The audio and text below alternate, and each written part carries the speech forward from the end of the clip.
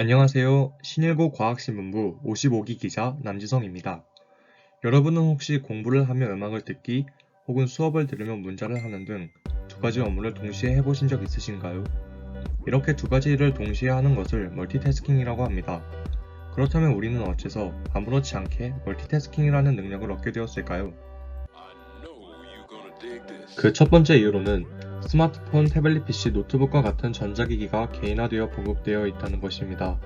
그리고 두 번째로는 학습 과정에서 이와 같은 정보기기들을 통해서 두 가지 업무를 동시에 처리하려고 하는 특징이 있기 때문입니다.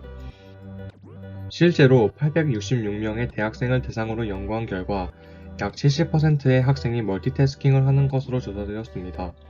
이는 코로나19 이전에 있던 결과로 전자기기가 더욱 보급된 현재는 멀티태스킹의 비율이 더욱 늘어났을 것으로 생각됩니다. 멀티태스킹은 일을 처리하는 방식에 따라 두 가지로 설명이 가능합니다. 첫째는 순차적 멀티태스킹으로 주된 작업을 하고 부가적인 작업을 하는 것입니다. 주작업과 부작업의 구분이 나뉘어 있기 때문에 비교적 쉬운 멀티태스킹입니다.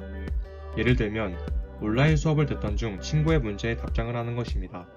둘째는 동시적 멀티태스킹으로 주작업과 부작업이 구별되지 않는 것을 의미합니다. 예로는 노래를 들으면서 공부를 하거나 휴대폰을 보며 길을 걷는 등이 있습니다. 이러한 멀티태스킹은 전전두엽에서 주로 일어납니다. 물론 각 감각에 대한 부분은 그 부분과 관련된 뇌가 관여하기도 합니다. 그러나 주로 관여하는 전전두엽은 뇌에서 5% 정도만을 차지하기 때문에 멀티태스킹을 할 때 사용이 가능한 뉴런의 수에 한계가 발생합니다. 이 한계가 정해진 상태에서 작업 기억이라는 과정을 거치기 때문에 많은 열량을 필요로 합니다. 이 과정에 대하여 좀 더 자세하게 설명하기 위해서는 작업 기억에 대하여 알아야 합니다. 알기에 앞서 간단한 실험 결과를 보여드리겠습니다. 연구원들은 상자에 음식을 넣고 잠시 동안 기다린 후 상자에서 음식을 찾게 하는 간단한 실험을 하였습니다. 일반 원숭이는 기다리는 동안 작업 기억이 활성화되었기 때문에 뉴런도 활성화된 것으로 보입니다. 그러나 반대로 전두엽에 문제가 있는 원숭이는 작업 기억을 하지 못하기 때문에 기다리는 동안 활성도가 오히려 적어지는 것을 볼 수 있습니다. 이렇게 작업 기억이란 단기적으로 무언가를 인지하고 기억하여 업무를 수행하는 과정을 말합니다.